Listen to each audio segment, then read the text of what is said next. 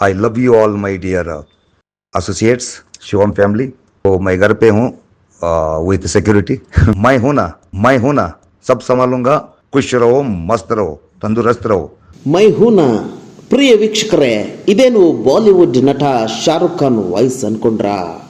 I love you all ಅನ್ನೋ ಈ ಆಸಾಮಿ ಮಾತು ಕೇಳಿ ಮರಳಾಗಬೇಡಿ. ಅಸಲಿ ಕಹಾನಿ ಬೇರೆನೇ ಇದೆ. ಸಾರ್ವಜನಿಕರಿಂದ ಕೋಟ್ಯಾಂತರ ರೂಪಾಯಿ ಠೇವಣಿ ಪಡೆದು ವಂಚಿಸಿದ ಆರೋಪದ ಮೇಲೆ ಪೊಲೀಸರ ಅತಿಥಿಯಾಗಿರುವ ಬೆಳಗಾವಿಯ ಶಿವಂ ಅಸೋಸಿಯೇಟ್ಸ್ ಮಾಲೀಕ ಶಿವಾನಂದ್ ನೀಲನ್ನವರ್ ಧ್ವನಿ ಇದು. ಈತನ ಹಿನ್ನೆಲೆ ಕೇಳಿದ್ರೆ ನೀವೇ ಶಾಕ್ ಆಗ್ತೀರಾ. ಯಾಕಂದ್ರೆ ಇಂದು ಕೋಟಿ ಕೋಟಿ ರೂಪಾಯಿ ಹಣದೊಂದಿಗೆ ಆಟವಾಡುತ್ತಿರುವ ಈ ಶಿವಾನಂದ್ ಒಂದು ಕಾಲದಲ್ಲಿ ಹುಬ್ಬಳ್ಳಿಯ ಗಲ್ಲಿಗಳಲ್ಲಿ ಐಸ್ ಕ್ರೀಮ್ ಮಾರುತ್ತಿದ್ದ ಸಾಮಾನ್ಯ ವ್ಯಕ್ತಿ. ಹಾಗಾದ್ರೆ ಈ ಐಸ್ ಕ್ರೀಮ್ ಮಾರಾಟಗಾರ ನೂರಾರು ಕೋಟಿ ಒಡೆಯನಾಗಿದ್ದು ಹೇಗೆ? ಈತನ ವಂಚನೆಯ ಜಾಲ ಎಲ್ಲೆಲ್ಲಿ ಹರಡಿದೆ? ಇಲ್ಲಿದೆ ನೋಡಿ ಒಂದು ಕಂಪ್ಲೀಟ್ ರಿಪೋರ್ಟ್. ಹೌದು, ನಂಬಲೇಬೇಕಾದ ಕಹಿ ಸತ್ಯ. ಮೂಲತಃ ಹುಬ್ಬಳ್ಳಿಯ ಉಣಕಲ್ ಗ್ರಾಮದ ದುರ್ಗದ ಓಣಿಯವನಾದ ಈ ಶಿವಾನಂದ್ ನೀಲನ್ನವರ್ ತಂದೆ ಒಬ್ಬ ನಿವೃತ್ತ ಸೈನಿಕ. ತಂದೆಯ ನಿಧನದ ನಂತರ ಇಡೀ ಕುಟುಂಬ ಬೆಳಗಾವಿಗೆ ಶಿಫ್ಟ್ ಆಗಿತ್ತು. ಕೇವಲ ದ್ವಿತೀಯ PUC ವರೆಗೆ ಮಾತ್ರ ಓದಿದ್ದ ಈ ಶಿವಾನಂದ್ 2004ರಿಂದ 2006ರವರೆಗೆ ಹುಬ್ಬಳ್ಳಿಯ ಬೀದಿಗಳಲ್ಲಿ ತಳ್ಳುವ ಗಾಡಿಯಲ್ಲಿ ಐಸ್ ಕ್ರೀಮ್ ಮಾರುತ್ತಿದ್ದ. ಅದಾದ ಬಳಿಕ ಕೋಟಕ್ ಮಹೀಂದ್ರಾ ಇನ್ಶೂರೆನ್ಸ್ ಕಂಪನಿಯಲ್ಲೂ ಕೆಲ ವರ್ಷ ಕೆಲಸ ಮಾಡಿದ್ದ.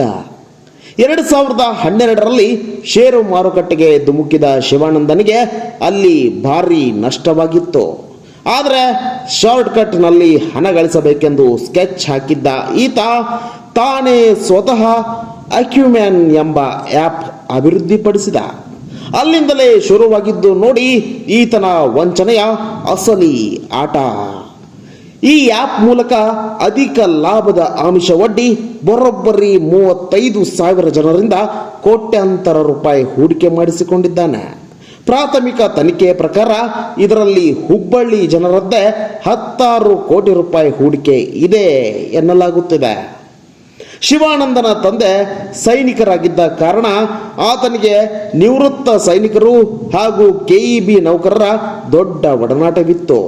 ಇದನ್ನೇ ಬಂಡವಾಳ ಮಾಡಿಕೊಂಡ ಈ ವಂಚಕ ತಂದೆಯ ಹೆಸರನ್ನೇ ಬಳಸಿ ನೂರಾರು ನಿವೃತ್ತ ಸೈನಿಕರು, ಕಷ್ಟಪಟ್ಟು ದುಡಿದ ರೈತರು ಹಾಗೂ ಸಾರ್ವಜನಿಕರನ್ನ ನಂಬಿಸಿ ಅವರ ಜೀವಮಾನದ ಉಳಿತಾಯವನ್ನೆಲ್ಲ ತನ್ನ ಸಂಸ್ಥೆಯಲ್ಲಿ ಠೇವಣಿ ಇಡಿಸಿಕೊಂಡಿದ್ದ. ಸದ್ಯ ಬೆಳಗಾವಿ ಪೊಲೀಸರು ಶಿವಾನಂದನನ್ನ ಕಟಕಟೆಗೆ ತಳ್ಳುತ್ತಿದ್ದಂತೆ ಇತ್ತ ಹೂಡಿಕೆ ಮಾಡಿದ ಹುಬ್ಬಳ್ಳಿಯ ಜನ ತಂಡ ಹೊಡೆದಿದ್ದಾರೆ. ಕಷ್ಟಪಟ್ಟು ಸಂಪಾದಿಸಿದ ಹಣ ಎಲ್ಲಿ ಮುಳುಗಿ ಹೋಗುತ್ತದೋ ಎಂಬ ಆತಂಕ ಒಂದೆಡೆಯಾದರೆ, ಈ ಕಪ್ಪು ಹಣದ ಬಗ್ಗೆ ಹೊರಗಡೆ ಬಾಯ್ಬಿಟ್ರೆ ಆದಾಯ ತೆರಿಗೆ ಇಲಾಖೆ, ED ಹಾಗೂ ಪೊಲೀಸರು ನಮ್ಮನ್ನು ಎಲ್ಲಿ ವಿಚಾರಣೆಗೆ ಒಳಪಡಿಸ್ತಾರೋ ಎಂಬ ಭೀತಿಯಲ್ಲಿ ಹೂಡಿಕೆದಾರರು ಸದ್ಯ ಸೌಂಡು ಮಾಡುತ್ತಿಲ್ಲ.